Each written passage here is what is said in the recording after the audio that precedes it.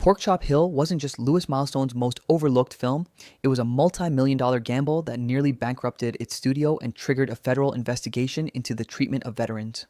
We are digging into the wreckage of Porkchop Hill with secrets the studio tried to bury, uncovering a production defined by political paranoia, crippling union grievances, and a desperate attempt to rewrite the history of a war America wanted to forget.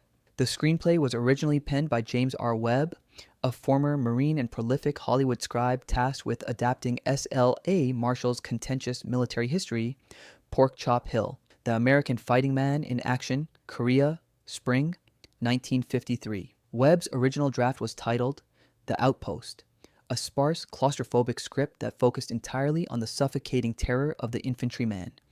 But the insulting reason it was rejected by MGM executives remains a dark stain on the era of the Red Scare. Internal memos, later unearthed in a legal filing regarding uncredited rewrites, reveal that MGM management threw the script back at Webb, declaring it read like a manual for communist subversion. The executives were horrified that the narrative lacked a triumphant, flag-waving climax, accusing Webb of depicting the American military as a chaotic, leaderless gaggle of butchers.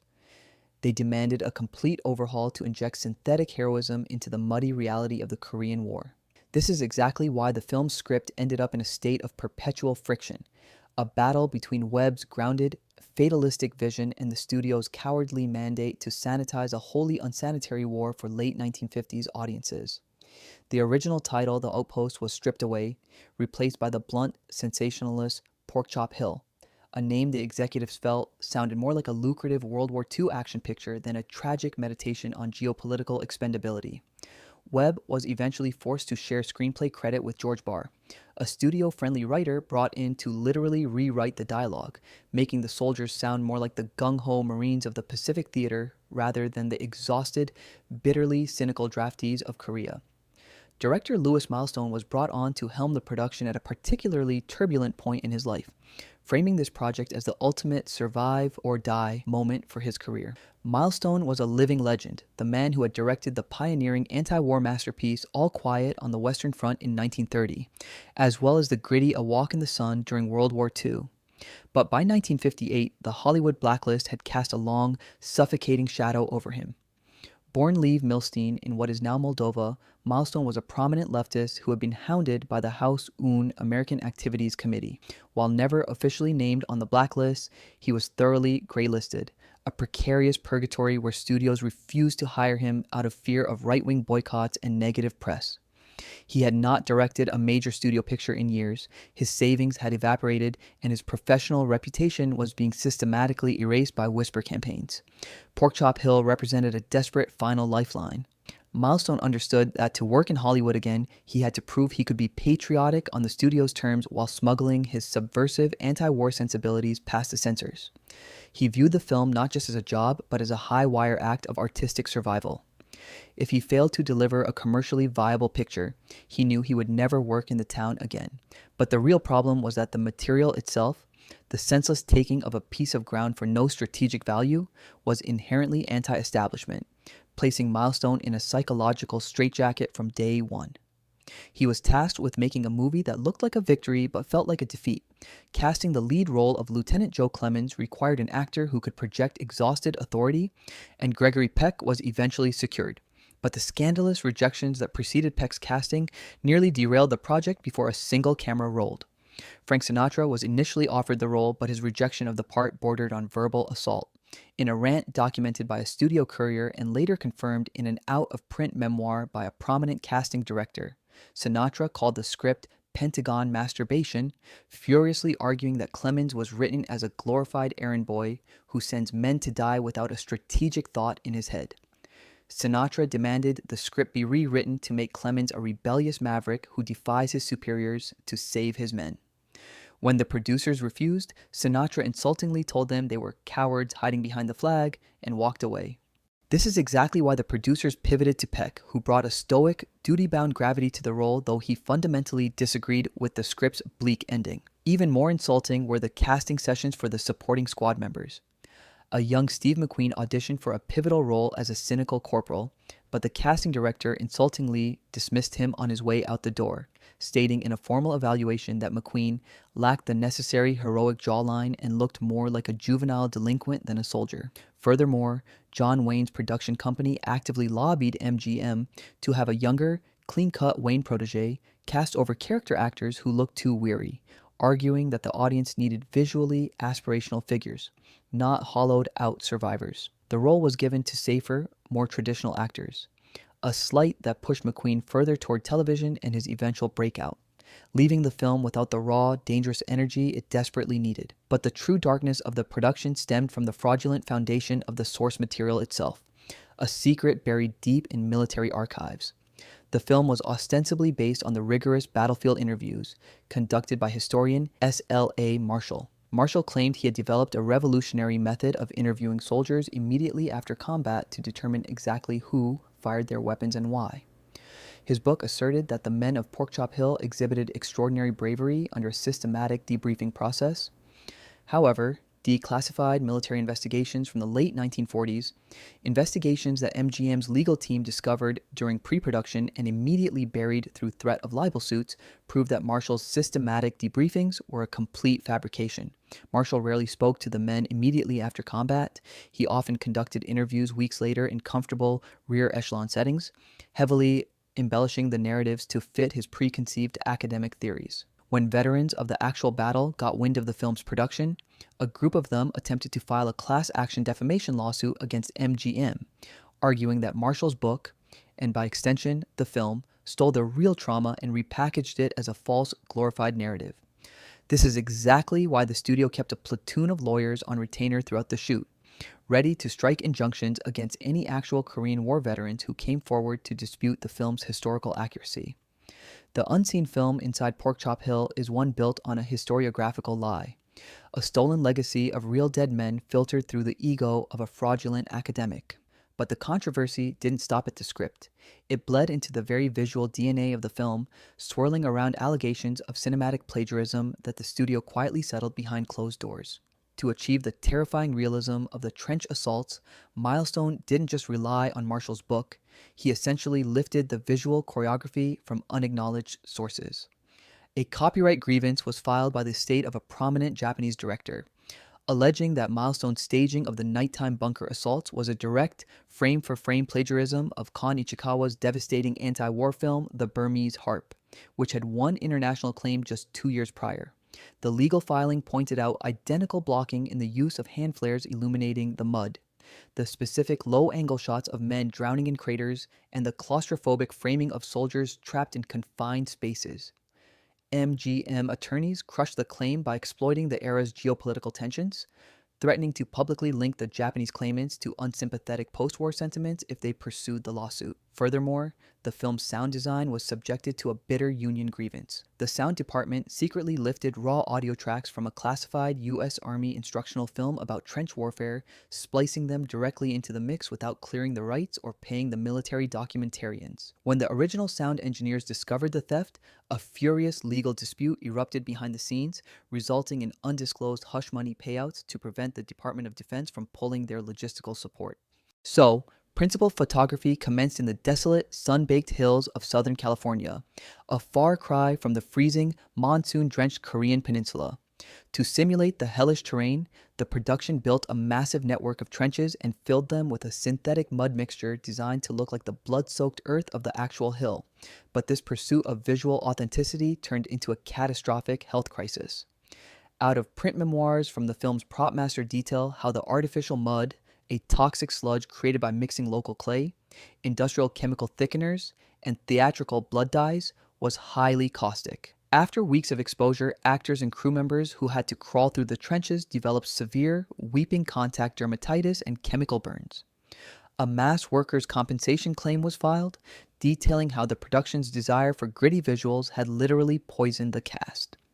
The situation was exacerbated by the artificial rain machines, which aerosolized the chemical mixture, allowing it to be inhaled. Several background extras ended up in emergency rooms with acute respiratory distress. The studio doctors quietly treated the severe burns, mislabeling them in medical logs as minor scrapes, to avoid a shutdown by the California Occupational Safety and Health Authorities. This is exactly why, if you look closely at the faces of the actors in the trench scenes, many of them appear to be in genuine physical agony. Their skin was literally blistering under the studio lights. The physical danger on set was compounded by a brutal labor dispute that exposed the deep racism of the era's studio system. The production relied heavily on Korean American extras, many of whom were recent immigrants or actual veterans of the conflict, to serve as both the opposing Chinese forces and background personnel. But the treatment of these extras ignited a bitter union grievance that nearly brought the production to a halt.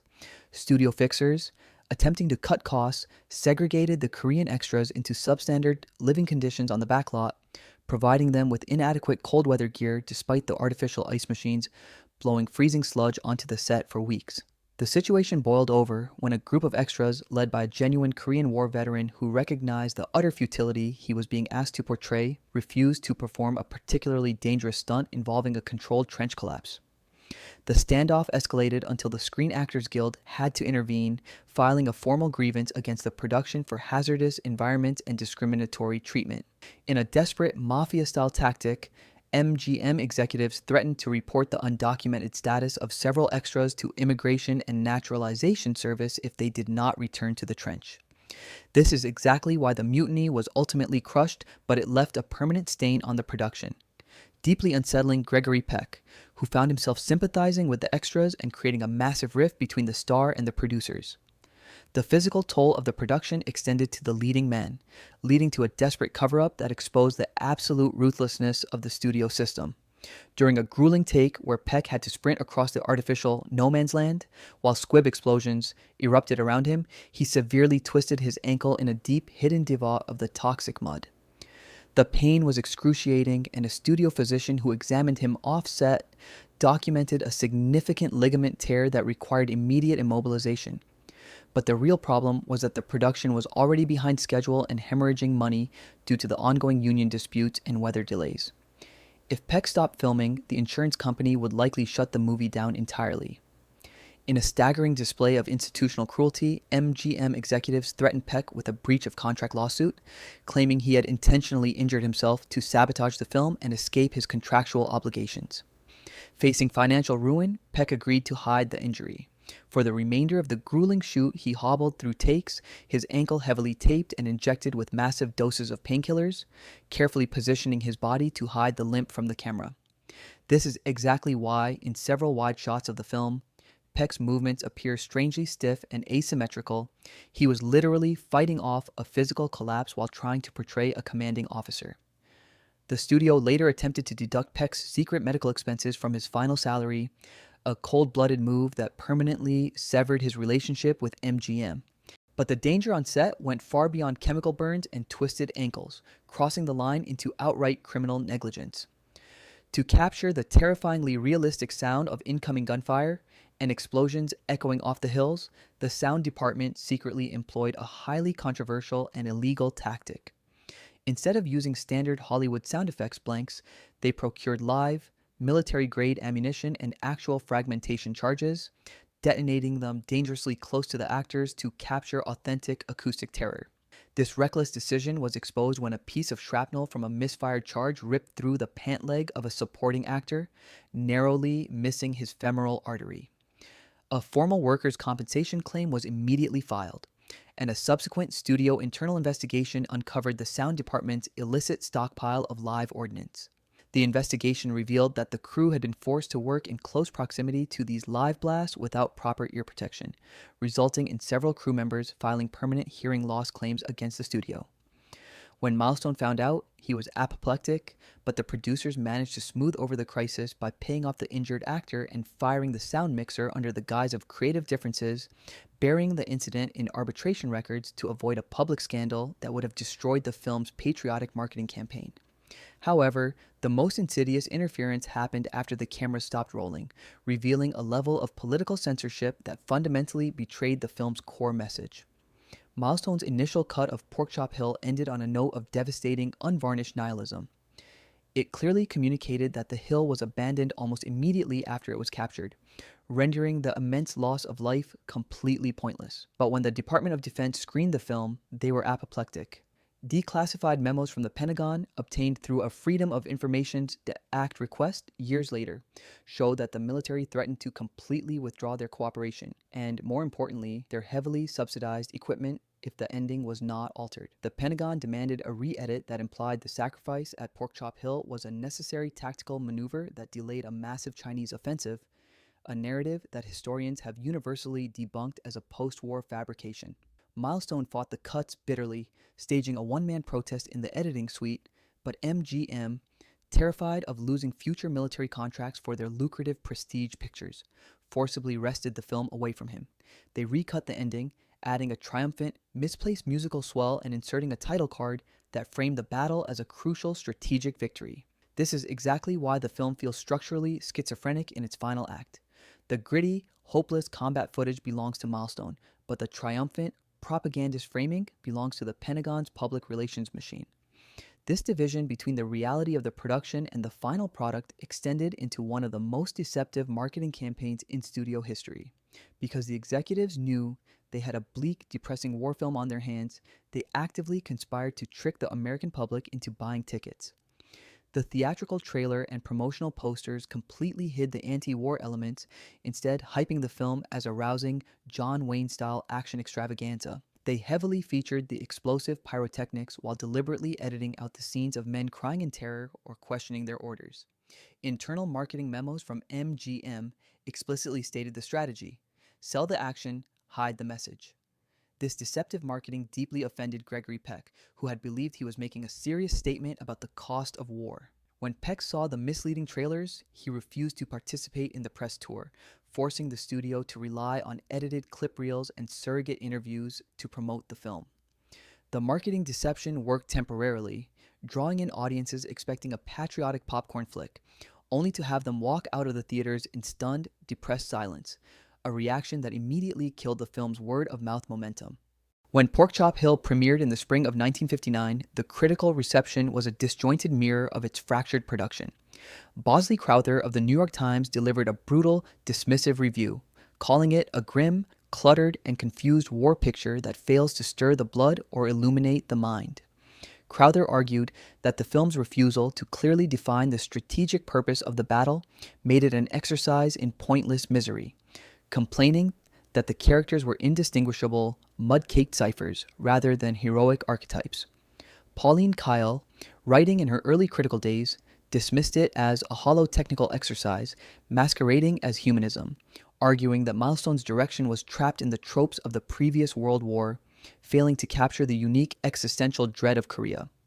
Other contemporary critics echoed this sentiment, frustrated by the film's oppressive claustrophobia and its refusal to offer the cathartic release of traditional combat cinema. The American public, still processing the lingering, unacknowledged trauma of the Korean War, a conflict that ended in a bitter stalemate rather than the clear victory of World War II, largely stayed away. The film's domestic box office performance was disastrous, a financial failure that MGM used as the final nail in Milestone's Hollywood coffin. The studio intentionally sabotaged its own investment by dumping the film into theaters opposite the massive, escapist spectacle of Ben-Hur, ensuring it would be crushed at the box office and providing the executives with a convenient excuse to blame Milestone's outdated directorial vision for the financial loss. But the algorithm of history has vindicated Porkchop Hill, re-evaluating it not as a failed action picture, but as a profoundly prophetic masterpiece of anti-war cinema. Modern military historians and filmmakers now recognize it as the most honest depiction of command incompetence and the brutal reality of political warfare ever committed to screen. Its raw depiction of the fog of war, where soldiers die not for glory, but because of miscommunication, bureaucratic inertia, and arbitrary lines on a map, anticipated the psychological trauma of Vietnam by a decade. Directors like Oliver Stone and Stanley Kubrick have cited Milestone's claustrophobic framing as a primary influence on films like Platoon and Full Metal Jacket, praising its refusal to sanitize the chaotic, dehumanizing mechanics of infantry combat. Film scholars have re-examined the film through the lens of Milestone's gray-listed status, arguing that the movie is a brilliant piece of subversive cinema, precisely because it manages to convey the utter futility of the Korean War under the nose of the Pentagon censors. If you look past the forced jingoistic title card at the end, the visual evidence presented on screen, the pointless charges, the decimated platoons, the hollow expressions of the survivors, tells the undeniable truth that the generals lied. It stands as a cinematic monument to the expendable fighting man, a brutal, unflinching document that proves true. Patriotism means having the courage to show your country's failures without flinching. But let me know below. Do you think Porkchop Hill is a subversive anti-war masterpiece that successfully bypassed 1950s censorship? Or does the Pentagon's forced re-edit permanently ruin its artistic integrity? Is it morally acceptable for a studio to deceive the public with false marketing just to get them to watch a serious, downbeat film about war? And if this investigation changed how you see Porkchop Hill, as always, it would massively help me out if you could leave it a like. And you might also want to check out this video right here.